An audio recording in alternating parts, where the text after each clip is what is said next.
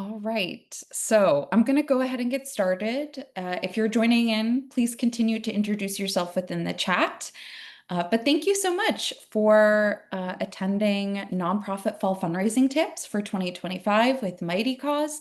I'm so excited to dive deep into fall, crazy as it is that we're at fall already. My name is Lisa Galprin. I'm the Marketing and Communications Manager here at Mighty Cause. If this is your first webinar with Mighty Cause, welcome. Just a little background for those of you who are not familiar with Mighty Cause. We are a year-round free all-in-one nonprofit fundraising platform. We've been in the nonprofit space since 2006. And we're also one of the biggest technology providers for giving events across the country. I see we have a lot of people from across the US. So we provide the technology for giving events such as Colorado Gives Day, North Texas, Give Minnesota, etc. So we offer, as I mentioned, a wide variety of fundraising tools that are completely free for nonprofits to sign up and utilize on our platform. We have a donor management CRM system, embeddable donation forms, fundraising analytics, you name it. So I will save questions. I'll answer questions throughout this webinar and also save them for the end. But if you have any questions about the platform, etc., please feel free to go ahead and ask. So what we're going to be going over today, we're first going to be just talking about some fall fundraising basics, just some stats in general about fall fundraising. We're going to talk about some different fundraising types on Mighty Cause, some different fall fundraising ideas, and then questions at the end. I'll try to periodically stop and check the chat as well as the questions tool for any questions. As well, this webinar is being recorded, and we will email you the recording and a copy of the slide deck sometime tomorrow as well. So you don't have to worry about, taking a lot of notes. We'll send this all over to you.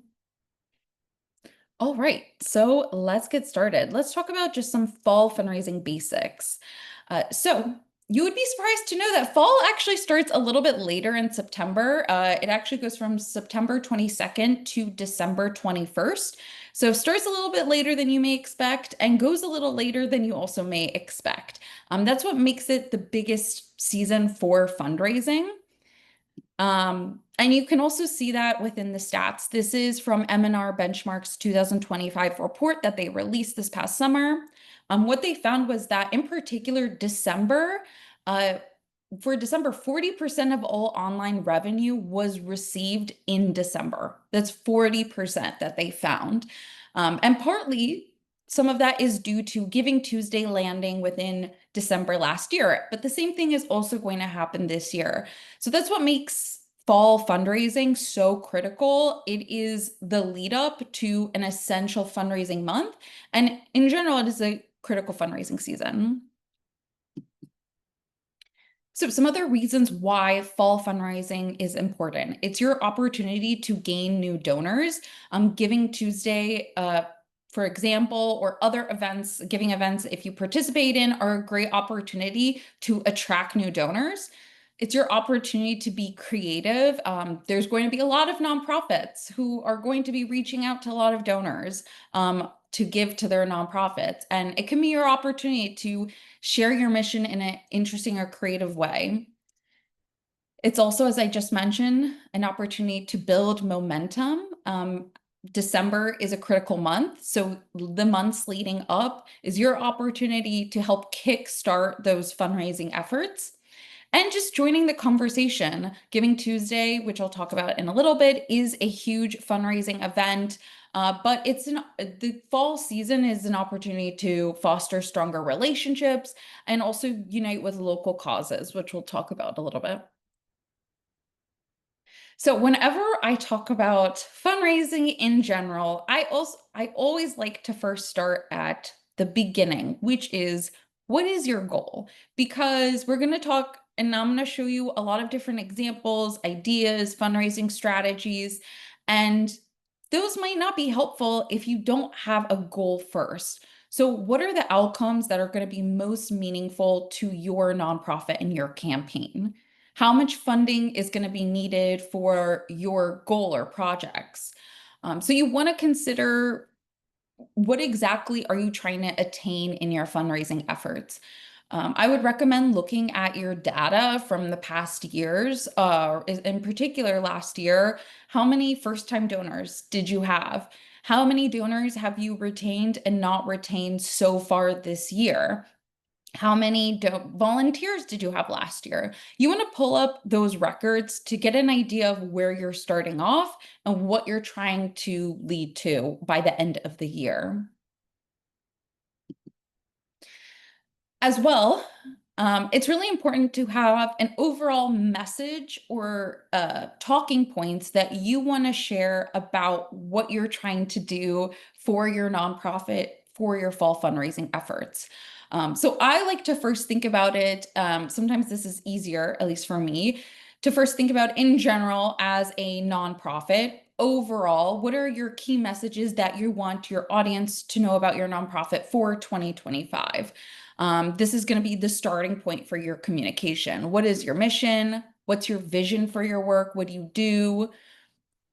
So I just put some examples on the right-hand side, and I'll just read, the first one. We believe that people have a right to be free from hunger and that food is a human right. And communities have a responsibility to care for their own, and our food pantry is a way to care for people in our community. And I'll just go ahead and read the last one. Natural disasters hit the most underserved people in our community the hardest, and we are committed to helping them make it through.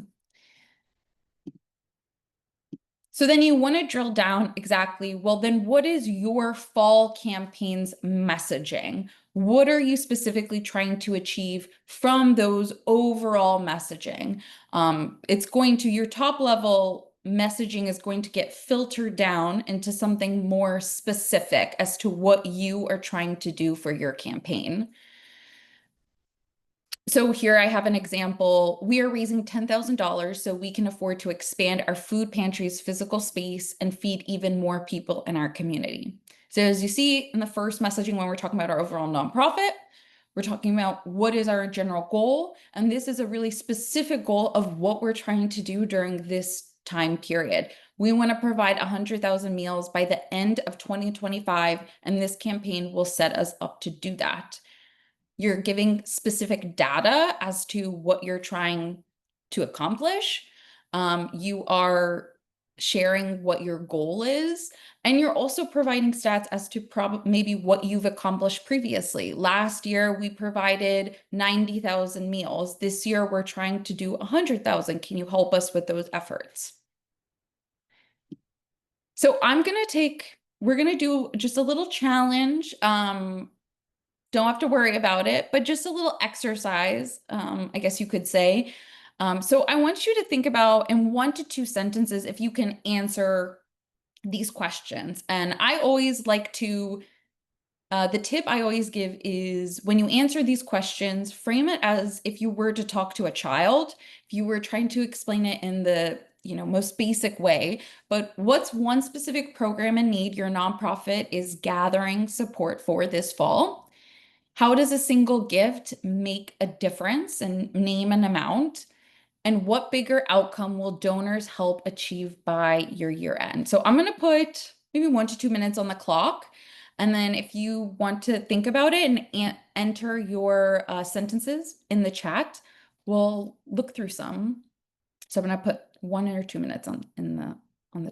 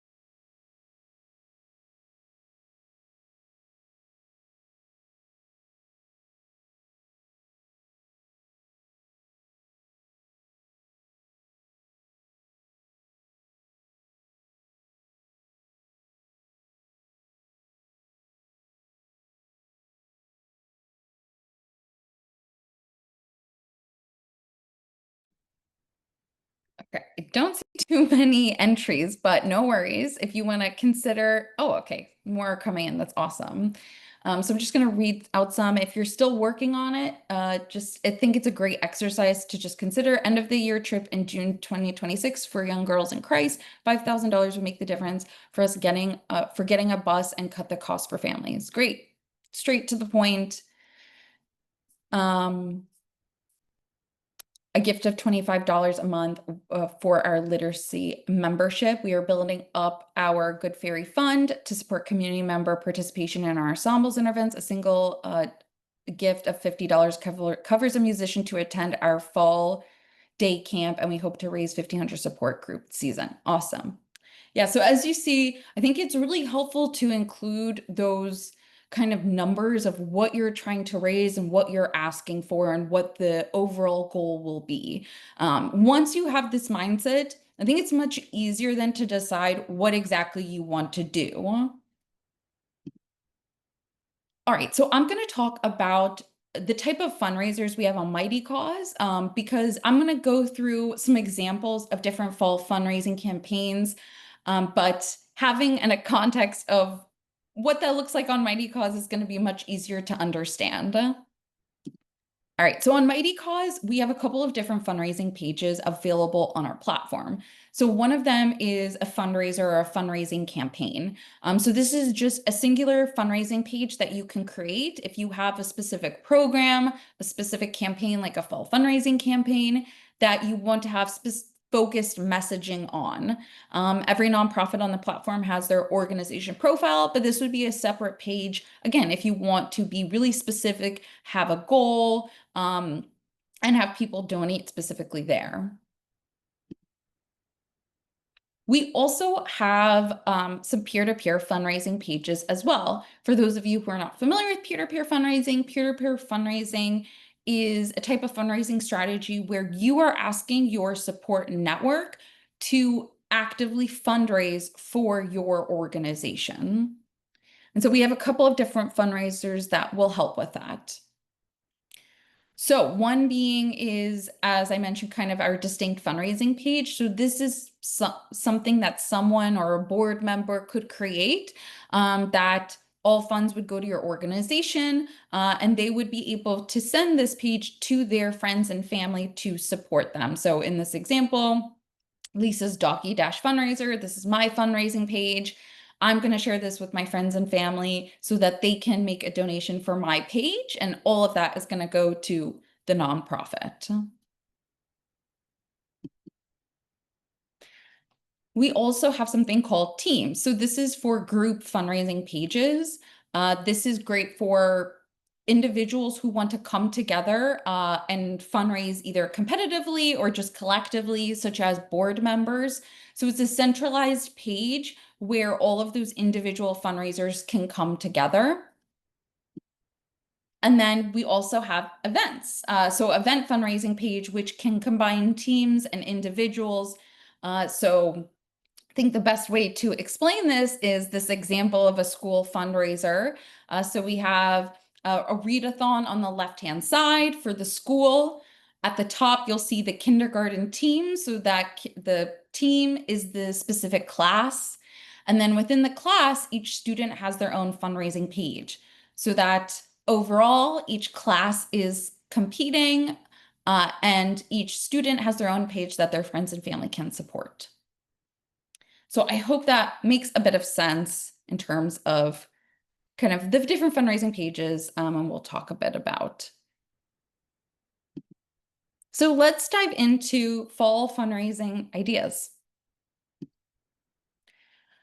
So when we're thinking about the strategy of what we're the type of fall fundraising campaign we want to implement, you want to think about what is your capacity, right? What is going to be realistic for your team, for your budget, for any volunteers that you have. You want to consider something that is realistic and that you're not overcommitting to. You also want to know your audience, what engages your supporters. Data from past campaigns can actually help offer guidance, Maybe you have the average donor is much older than other nonprofits. So some of that data is going to affect the type of campaign that you want to run.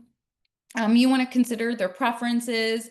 Are they your families? Are they single individuals? Those are important information to consider when you're thinking about the type of campaign that you want to implement.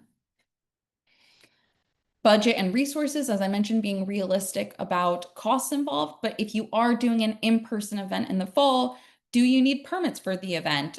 Do you need to purchase supplies, create new assets? And then a timeline. So you want to start with how much time you need to actually plan it. Quick turn campaigns can work great. But if you want to do something larger, you want to consider how much time do you actually need to go ahead and implement it.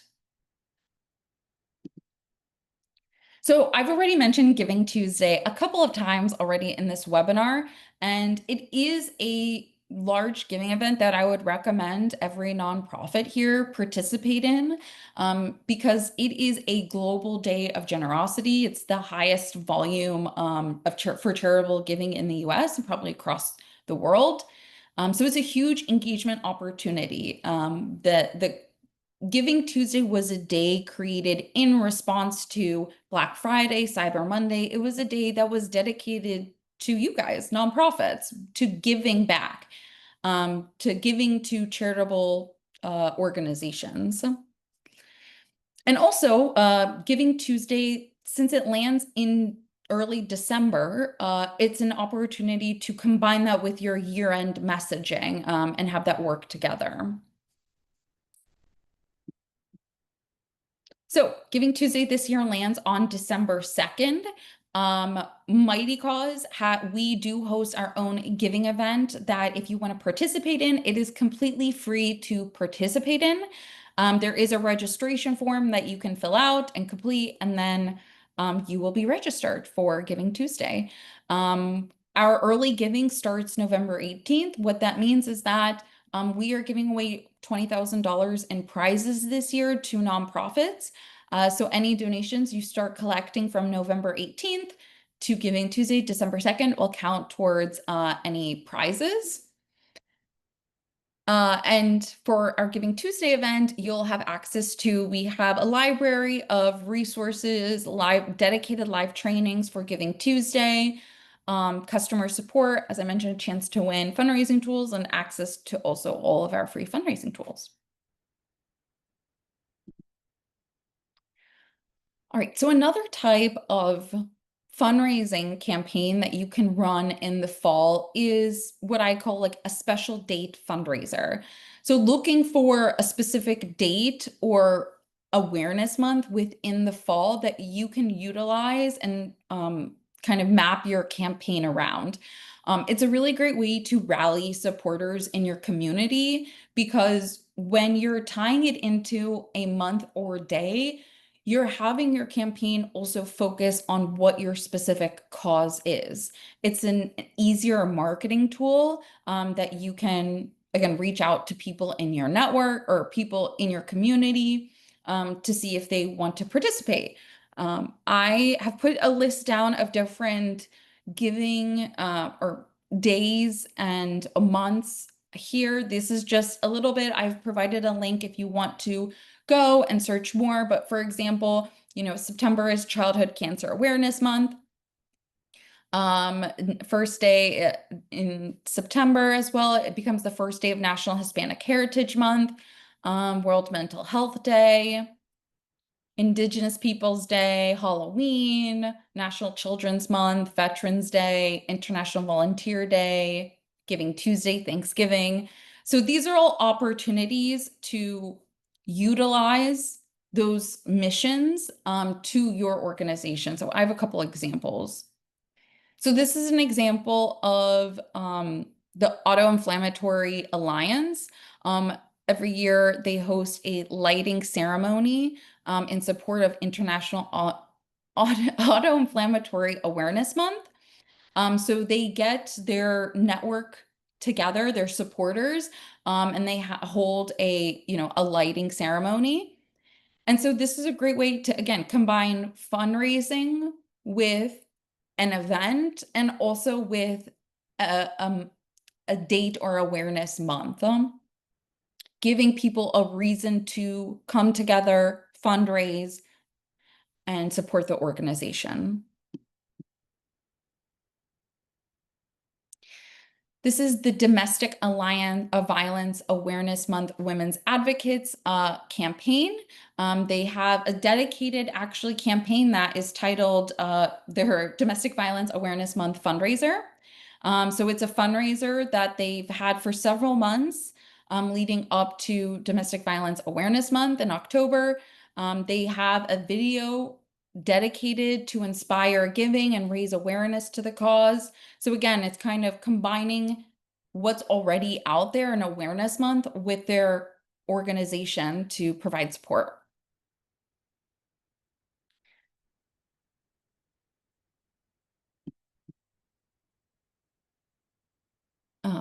Let me pause just for questions.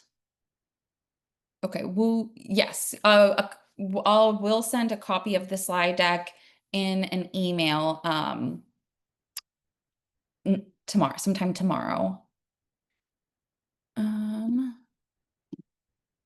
For special day fundraising, do you think it works to base the fundraising around an event we already have? Our group has a concert planned during fall.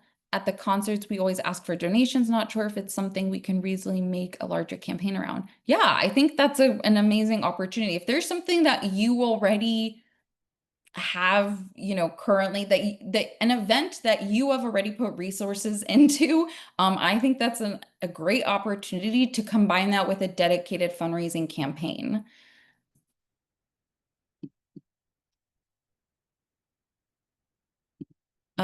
If we are in Colorado Gives, do we also do Mighty Cause pages separately? This is a really great question. So if you participate or utilize a fundraising platform that Mighty Cause provides the technology for, Colorado Gives Day, you don't need to register for our Giving Tuesday or create separate Mighty Cause pages. You can do this all through Colorado Gives Day, for example. You don't have to create a separate Mighty Cause page. You can do that all through Colorado Gives. Okay. This was also another awareness month type of campaign. The Buddy Cruise is a nonprofit that provides educational opportunities and resources for families while promoting awareness, advocacy, and inclusion for individuals with special needs. Their annual walk is to raise money and promote the acceptance of individuals with Down syndrome. So individuals people join teams where they would have to raise at least $100 to earn some incentives that they had during their event. So they were inviting passengers on board to participate, enjoy the fun, and have everyone walk together.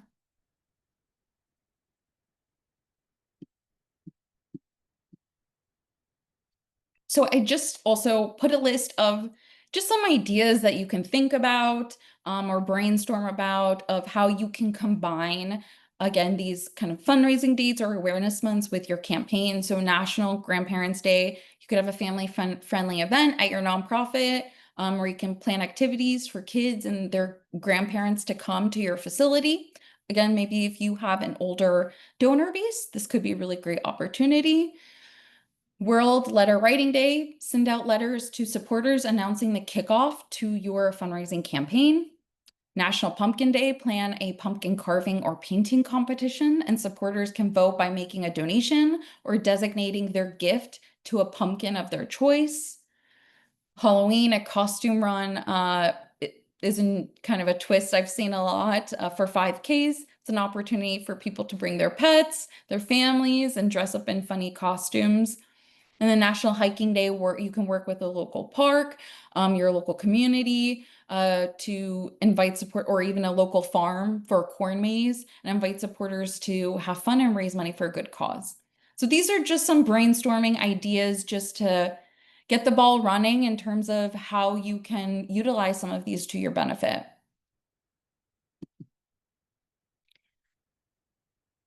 So So another strategy that you can consider for fall fundraising is focusing on a timely program that you have centered during this time of the year. So tell your story of what your nonprofit is doing for this program between September and December. And I'll show you some examples for it to make a little bit more sense. But donors like having a tangible donation experience. So when they know that they're giving to something very specific, it's going to incentivize them more. So I'm just going to show some examples to kind of understand. So this is the Barton Institute for Community Action. They had a back to school campaign. So the Village Institute is a holistic family center for refugees and immigrant families in the Northwest, to help families build wealth, worth, and well-being by bringing family and advocacy together. So they had this campaign where they encouraged individuals to donate. Their goal was 100,000, and they provided donation amounts that were specific to a back to school campaign. So $50 was equal to 1 day of a child's education, $100 translated materials for a parent education event. So centered around something that they already do during this time of the year, which is provide school supplies and resources for families in need, but kind of making that more specific to say back to school. And this is what we do during this time of the year. This is what we need to continue that support for the network that we support.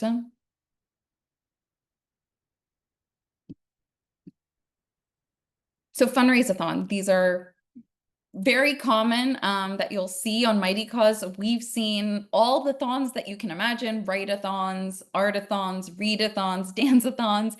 Every sort of iteration you can think of, we have seen that type. So the world is your oyster. The reason why it is so popular, as we talked about when we spoke about peer-to-peer fundraising, is that it's a way for your network to come together and support your cause, and actively fundraise for your organization.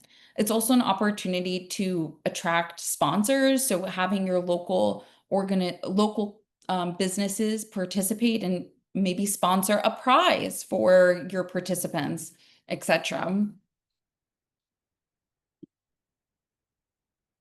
All right, so this is an example of a fall fundraise-a-thon. So this is hosted by the Van Meter Companies Foundation. They have an annual cornhole challenge that invites participants to participate in some friendly competition of cornhole and their local cause.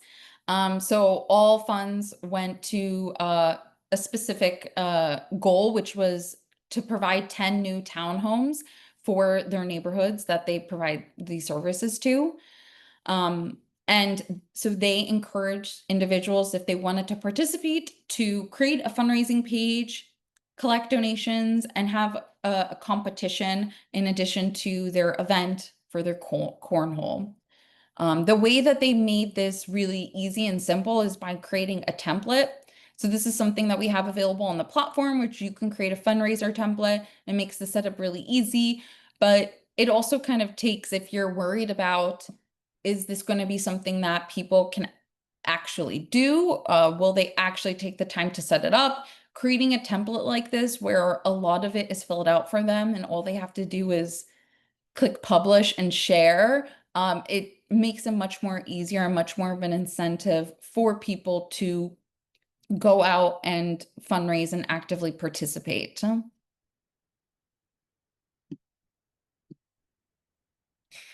So I love this example. This is a challenge to conquer cancer. They have or There is an event that already takes place, which is the 2025 Ride to Maine. And what this organization does is it takes this event that already occurs and they utilize it to their benefit by creating a peer-to-peer fundraising campaign. They have their organization, their supporters participate in this annual bike-a-thon in September. It's a 7-day relay ride that takes place from South Carolina to Maine. And so they invite their friends and family to support them as they ride for the charity that they're supporting, which is Challenge to Conquer Cancer.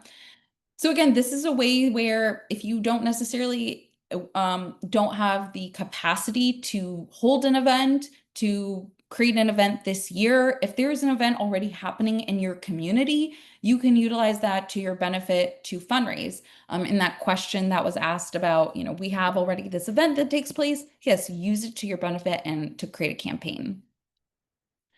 I'm just going to pause for questions. Can we get a link to the slide deck? Yes, we'll send an email of the slide deck tomorrow and a follow-up email as well as this recording.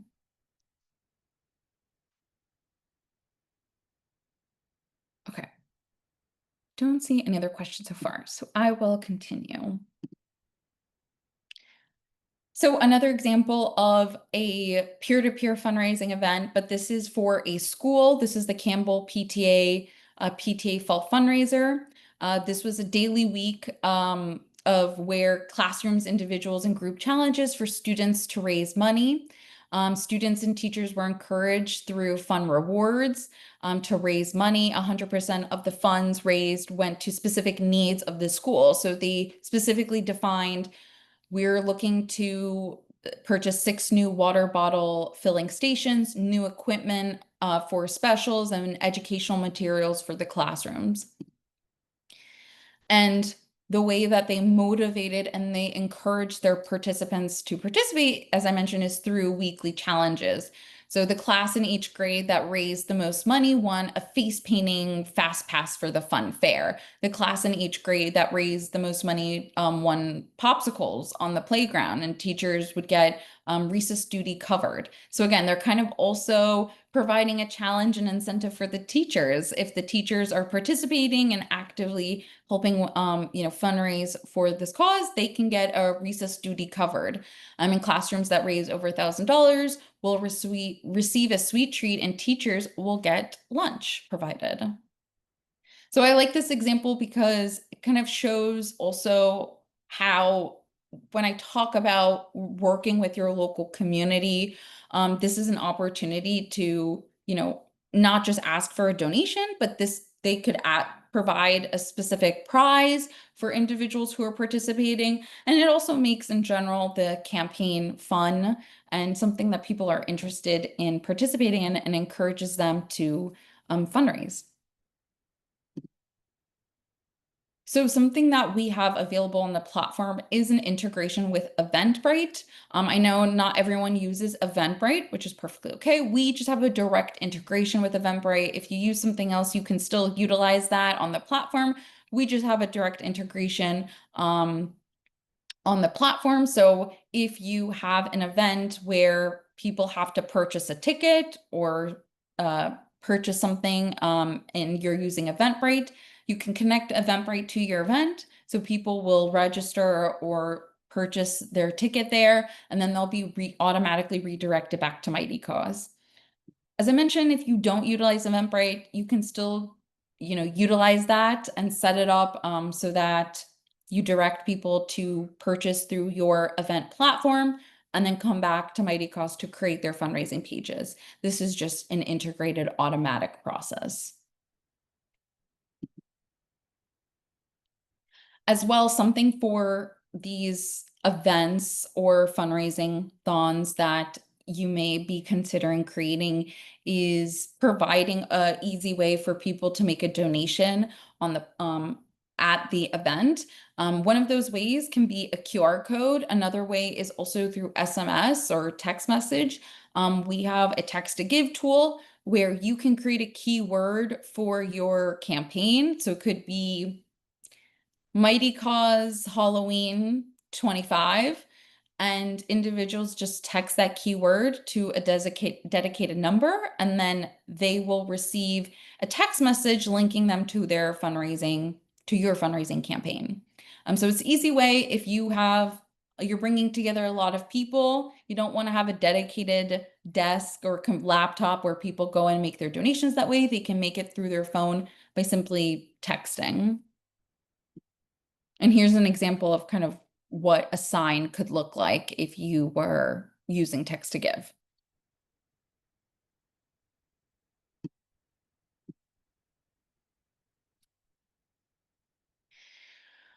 All right. We talked a bit about hosting an event. With hosting an event, I think one of the benefits of it is that it creates community engagement and it brings people together and it provides face-to-face interaction. When you have a face-to-face interaction, you're also you're really creating donor stewardship by creating a connection of a donor that could potentially be a future major donor, a board member, a volunteer, etc. So when you're thinking about an event, as I've already mentioned, you want to work with what you have, and it doesn't have to be costly. You can utilize the free resources in your community, your public library, parks, local businesses. Focus on what you can realistically execute. You can make it a ticketed or suggested donation amount, as I mentioned with Eventbrite. You can charge a specific ticket price for people to come and join, and then also have a suggested donation amount to attend. You want to make sure, as I also shared, kind of to make giving easy and that it is a social event where people can come together and be excited to support your cause. So this is an example of an event that an organization hosted, a Douglas Organization for Occupational and Related Education, DOORS.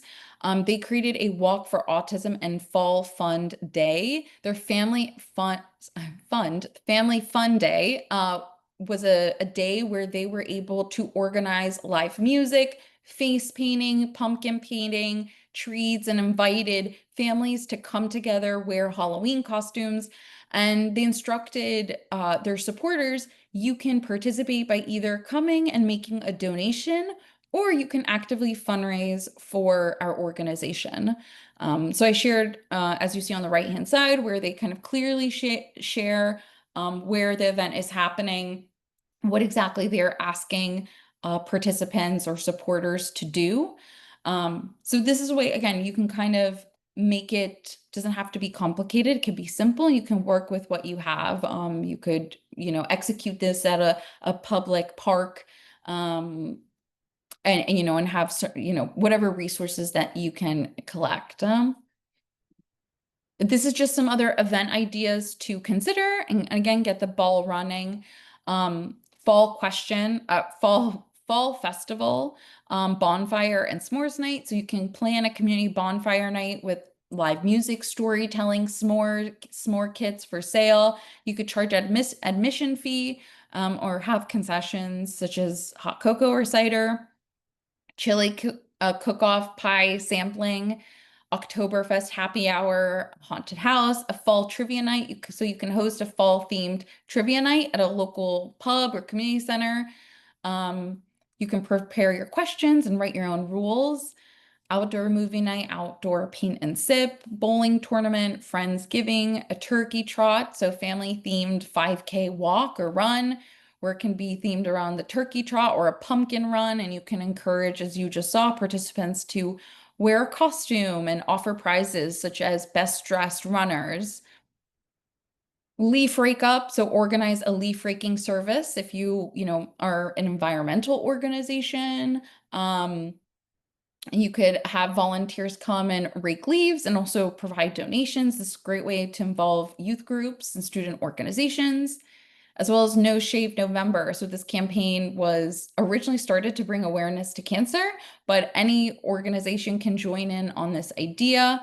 It can last a whole month. And again, it could be a fun peer-to-peer fundraising campaign where people share images of their beards.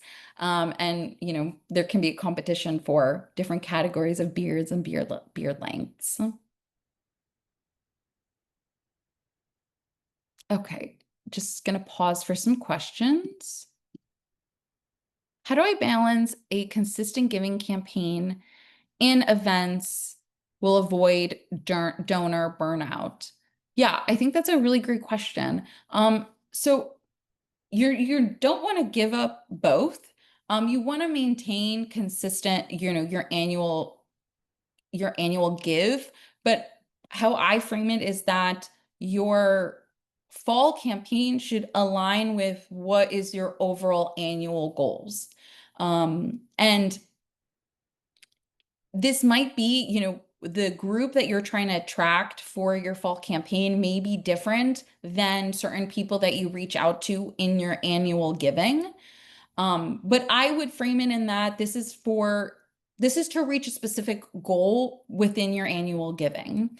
So all of it is towards your annual giving campaign, if that makes sense, or annual giving fund.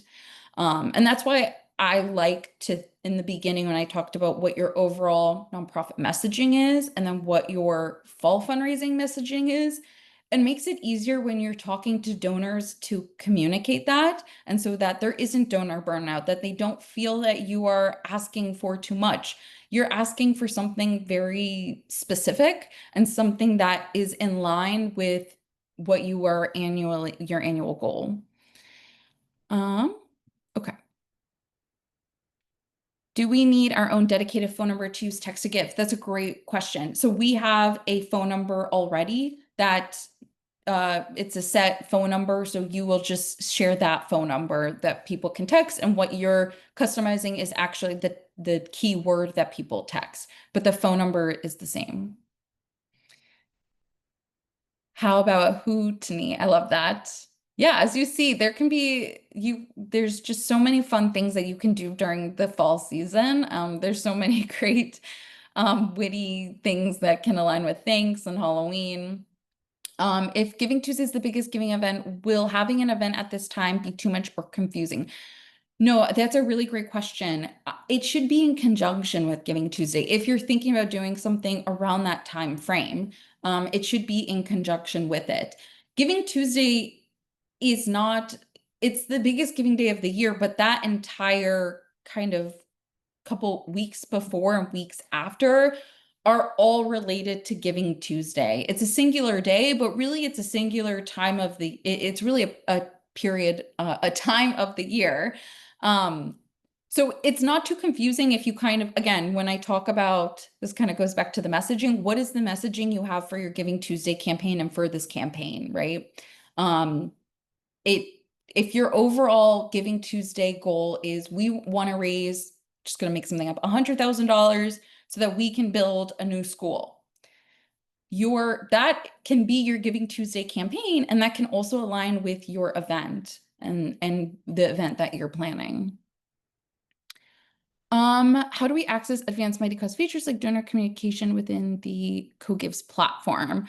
I can have someone reach out to you about that. It's a little bit different on Colorado Gives, so I can have someone reach out to you about that.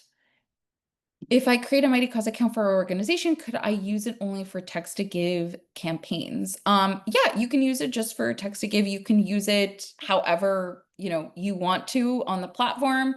The nice thing I will say about Mighty Cause is that if you do just use it for text to give, all of that donor information is then funneled into our donor management system and our donation reporting.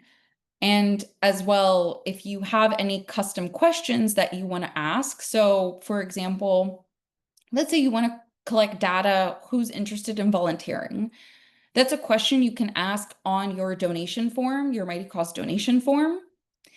And all of that data is collected and provided in your donation report, as well as on the donor's profile within our donor management system. And then in our donor management system, you can segment as well as all of your donors based off, their average donation amount, the last time they gave, etc. So you could definitely use it for one feature, but I definitely recommend if you do plan on utilizing it, there's a lot of ways to make the most out of the platform.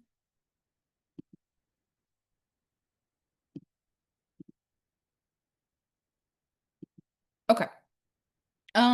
So we talked a bit about contests already, but this is also a great way to, again, kind of encourage giving, motivate giving.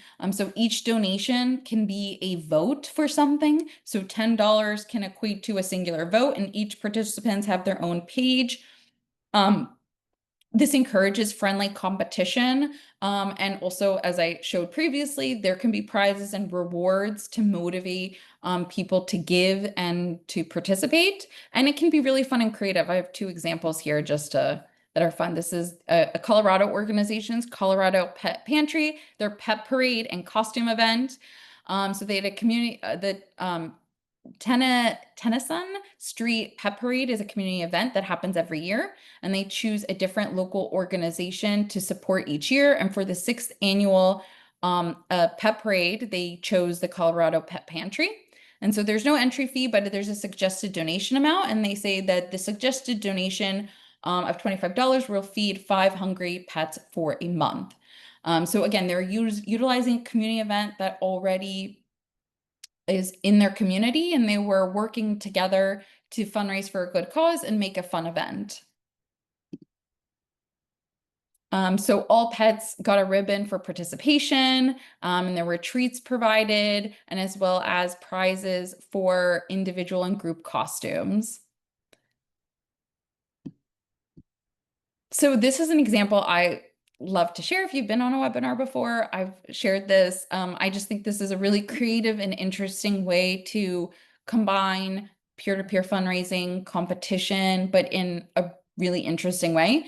So this is the Toucan Rescue Ranch, their annual virtual art contest.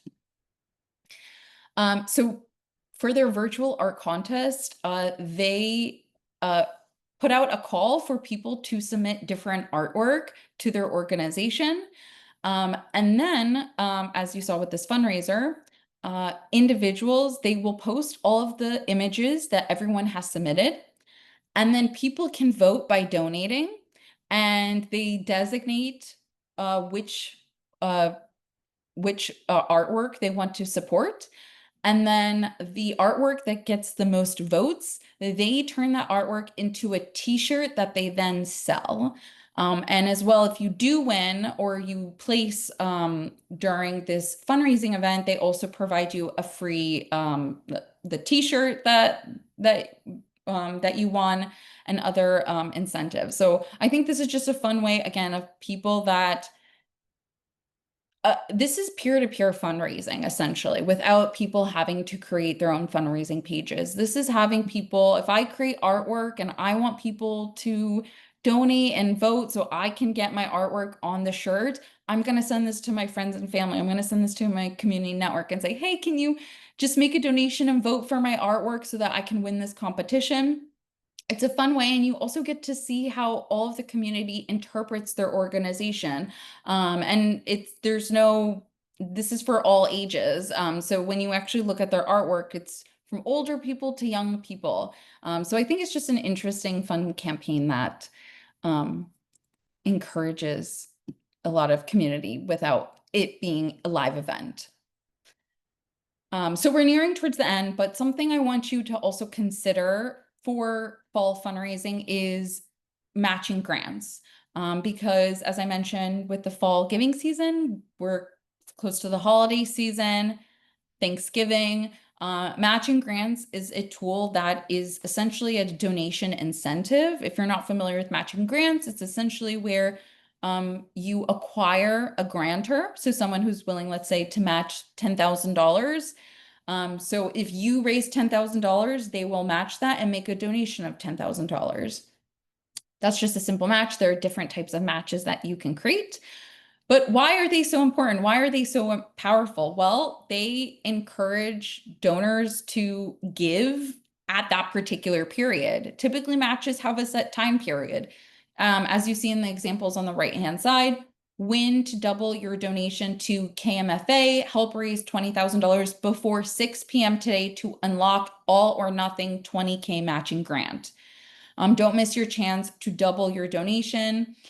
In August, our matching challenge is coming to a close and there is just 1 day left. So it really promotes or really heavily incentivizes donors to not only give because their donation is essentially, being matched.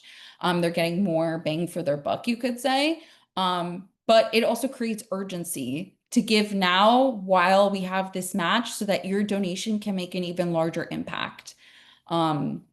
And you can promote heavily languages like give thanks, give back, give twice. You can have fun with it, but this is, an opportunity again for local businesses or people in your area that during this time frame where people want to give back and give thanks to provide a grant. So we talked about end of year giving a bit during this webinar, but as I mentioned, donors tend to give on Giving Tuesday and in addition to end of year giving. The last couple of days of the year are also some of the biggest fundraising days of the year. So how do you harness these giving opportunities? So one, you can use your Giving Tuesday campaign to launch your year-end campaign. And you can also plan a separate campaign for your year-end fundraising. But you want to create a special follow-up email or special follow-up communication to your campaign so that it can segue into whatever language that you want to set up for your end of year campaign or communication. All right, so as we come to a close, just a final checklist that you want to consider. So one, set clear goals and timeline. Define your ask and the story you want to tell. What is the message that you want to tell? What is your goal? Activate your network. So that can be actively doing peer-to-peer fundraising, or that could be just activating your support network within your nonprofit. Maybe there's someone that can help with social media during this time period. Maybe there's someone who can help, someone in your organization you want to come together and brainstorm different campaign ideas. Activate your network so that this can be the most successful fundraising that you can have this year. Make giving easy. So giving should be simple, easy, quick, painless. And also don't forget to follow up. So once you receive those donors, it's really important to maintain those donors, not only for year end, but for, I can't believe I'm saying this, 2026.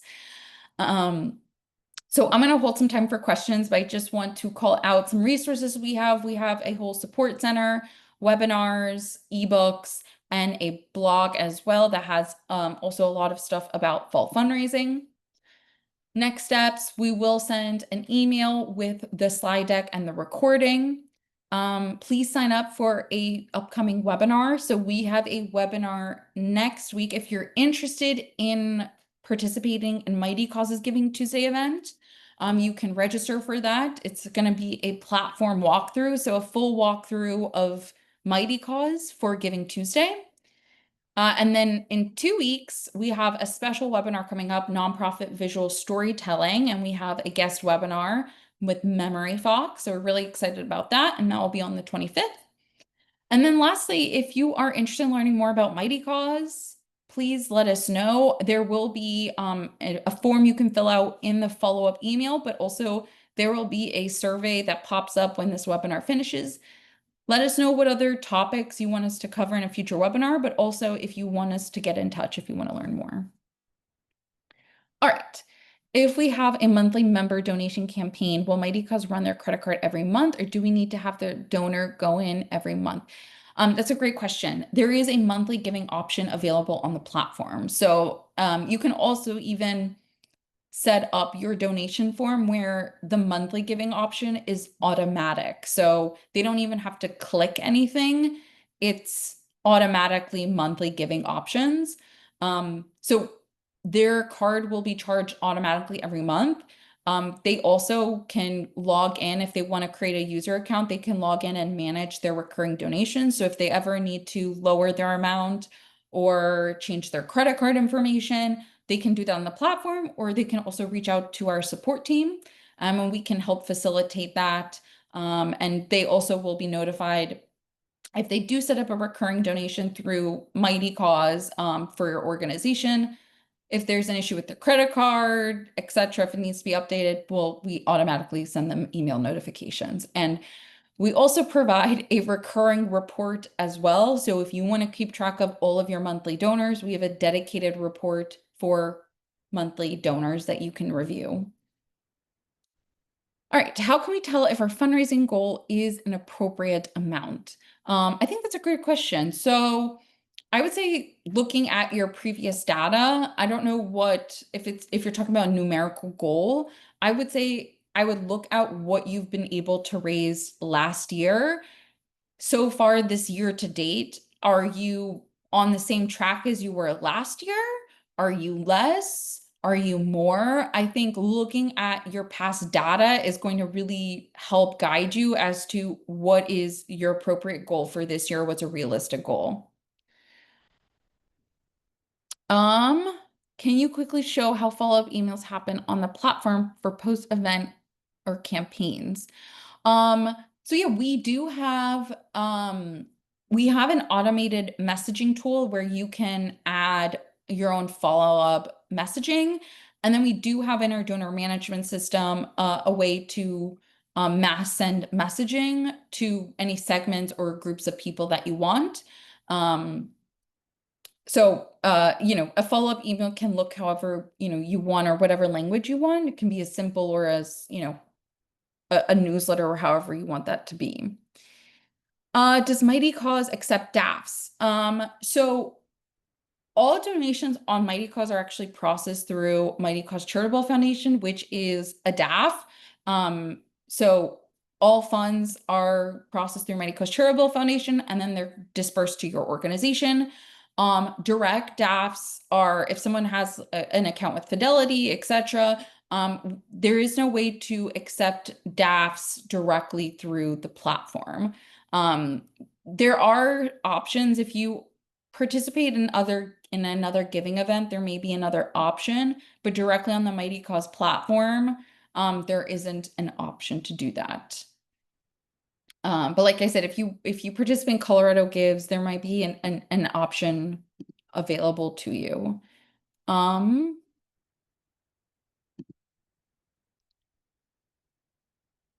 okay, I don't see any other questions. Thank you so much for joining.